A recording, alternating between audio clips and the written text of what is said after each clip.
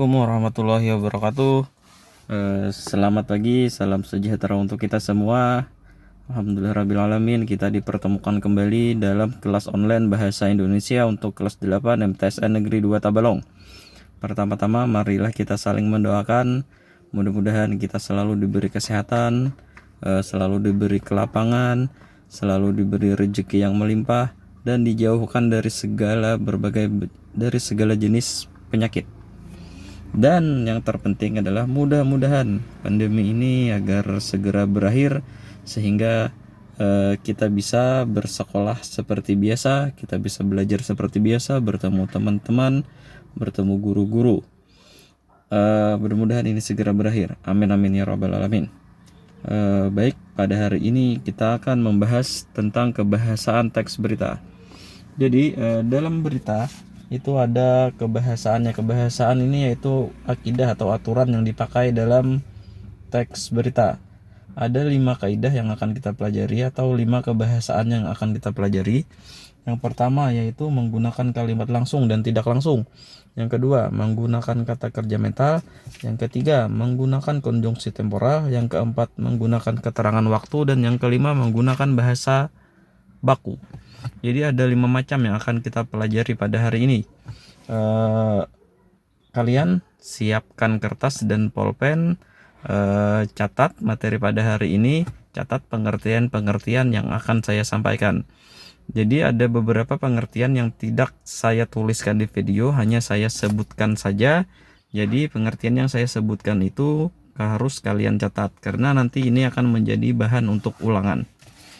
Baik, langsung saja kita masuk yang pertama, yaitu tentang kalimat langsung. Apa itu kalimat langsung?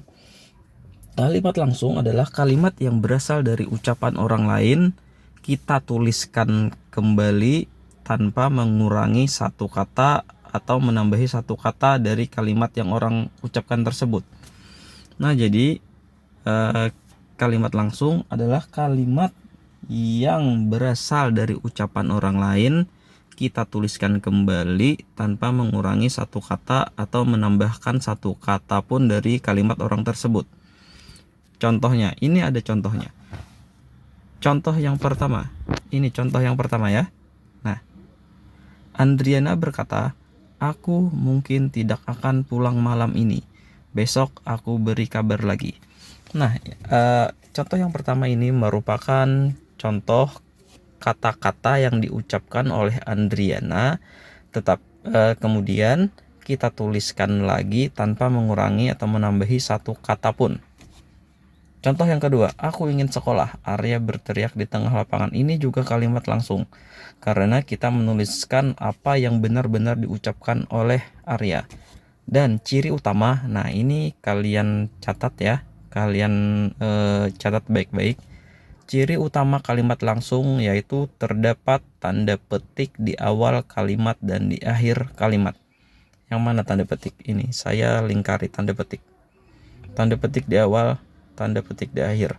Tanda petik di awal, tanda petik di akhir. Nah, tanda petik yang ada di dalam lingkaran-lingkaran itu merupakan ciri utama kalimat langsung. Apabila sebuah kalimat ada tanda petik ini di awal dan di akhir, maka itu merupakan kalimat langsung. Mudah-mudahan kalian bisa memahami. Kemudian, nah ini contoh. Ada gangguan tadi. Ini merupakan contoh kalimat tidak langsung. Di depan kelas, Dika mengaku ingin menjadi astronot. Ini tidak langsung. Hilman mengatakan jika ia akan datang ke rumahku nanti sore. Kenapa kalimat ini disebut kalimat tidak langsung? Karena yang paling mudah saja tidak ada tanda petik di awal kalimat dan di akhir kalimat. Ya kan? Nah, tidak ada tanda petik. Di contoh kedua ini pun tidak ada tanda petik. Di sini tidak ada tanda petik, di sini tidak ada tanda petik. Nah, jadi yang membedakan kalimat tidak langsung dan kalimat langsung yaitu tanda petiknya saja. Itu yang membedakan. Untuk pengertian kalimat tidak langsung adalah kalimat yang berasal dari orang lain tetapi kita tuliskan kembali dengan bahasa atau kata-kata kita sendiri. Contohnya yang dua macam ini. Bisa saja kan si Dika, bisa saja si Dika ini di depan kelas berkata, seandainya bisa, nanti aku ingin menjadi astronot. Itu bahasa Dika. Seandainya bisa, aku nanti ingin menjadi astronot. Kemudian kita tuliskan seperti ini saja. Dika mengaku ingin menjadi astronot. Ada beberapa kata yang kita kurangi, tetapi tidak merubah maksud atau arti kalimat si Dika, ya kan? Seandainya bisa, aku ingin menjadi astronot. Itu kata-kata si Dika yang asli. Terus kita tuliskan menjadi di depan kelas, Dika mengaku ingin menjadi astronot. Ada beberapa kata yang kita buang, tetapi tidak merubah arti atau maksud dari kalimat asli si Dika.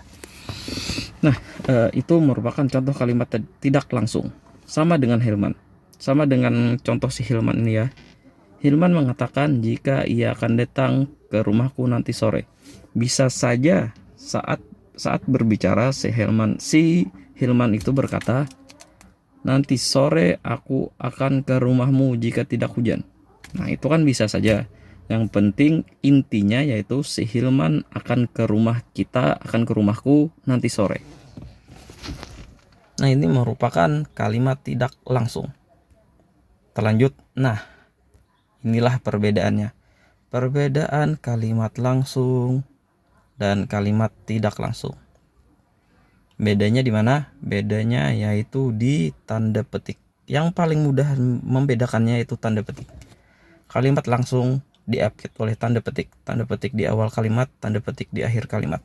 Kalimat tidak langsung tidak terdapat tanda petik. Jadi ini merupakan ciri, ini merupakan perbedaan yang paling nyata antara kalimat langsung dan kalimat tidak langsung.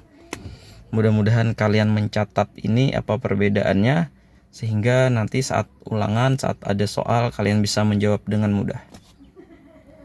Nah, lanjut. Sekarang kita ke bahasaan selanjutnya, yaitu kata kerja mental.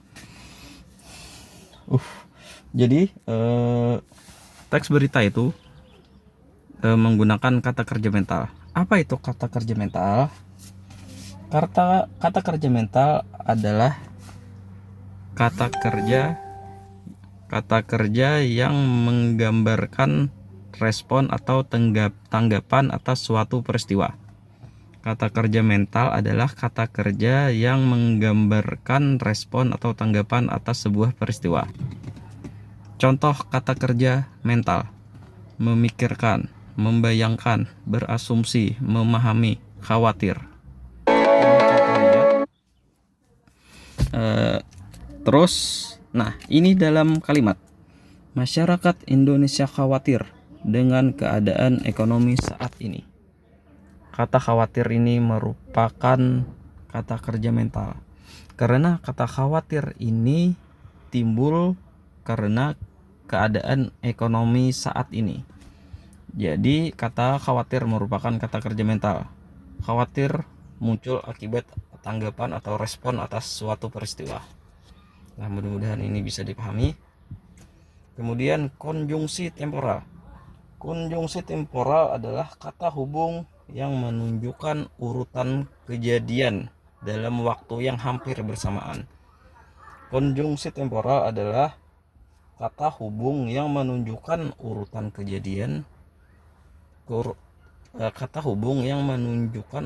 kejadian yang berbeda tetapi di waktu yang hampir bersamaan. Contoh contoh konjungsi temporal. Nah, ada beberapa contoh, lalu kemudian selanjutnya setelah itu banyak. Nah, contoh kita ambil dalam kalimat ya. Saya buatkan kalimatnya langsung ya. Misalnya setelah. Kata setelah. Dengarkan baik-baik contohnya supaya kalian paham maksud dari pengertian temporal tadi. Setelah berhasil mengambil dompet korban, pelaku kabur ke hutan. Setelah berhasil mengambil dompet korban, pelaku pergi ke hutan. Nah, di sana ada dua kejadian yang berbeda, mengambil dan pergi. Nah, keduanya ini kan di waktu yang hampir bersamaan. Nah, untuk menyambungkan dua peristiwa yang berbeda ini, maka dipakailah konjungsi temporal, yaitu kata setelah. Nah, ini mudah saja, kalian tentu paham karena ini sangat banyak contohnya. Terus, keterangan waktu. Apa itu keterangan waktu? Keterangan waktu adalah kata-kata yang menunjukkan sebuah waktu. Keterangan waktu adalah kata-kata yang menunjukkan sebuah waktu. Contoh keterangan waktu: sekarang, kemarin, hari ini, minggu lalu, dini hari, 2 hari yang akan datang. Banyak, pokoknya segala kata yang menunjukkan waktu itu merupakan keterangan waktu. Contoh dalam kalimat tidak usah saya buatkan, kalian silahkan buat sendiri. Ini mudah saja, sangat mudah. Nah, ini yang terakhir, yaitu menggunakan kata baku. Apa itu kata baku? Kata baku adalah kata yang diakui kebenarannya oleh negara Republik Indonesia. Nah, sekarang pertanyaannya, bagaimana kita mengetahui suatu kata itu dianggap benar atau salah? Suatu kata yang dianggap benar, yang dianggap resmi, yang dianggap baku, itu kata yang ada di dalam KBBI. Apa itu KBBI? Kamus Besar Bahasa Indonesia. Jadi artinya semua kata yang ada di dalam KBBI ini merupakan kata yang resmi, kata yang baku, kata yang diakui oleh oleh negara Republik Indonesia. Kata yang tidak ada di dalam KBBI berarti itu bukan kata yang diakui atau bukan kata yang resmi. Yang resmi ya. Jadi yang dalam KBBI itu merupakan kata yang resmi atau yang baku. Nah, demikian materi hari ini. Mudah-mudahan bermanfaat, mudah-mudahan bisa dipahami. Satu pesan saya sebelum mengakhiri pelajaran hari ini, tetap di rumah saja. Kemudian kalaupun harus keluar rumah, gunakan masker, tetap jaga jarak, dan jangan lupa mencuci tangan. Karena kesehatan adalah segala-galanya untuk saat ini. Baik, salah hilap mohon maaf. Wabillahi taufiq wal hidayah. Wassalamualaikum warahmatullahi wabarakatuh.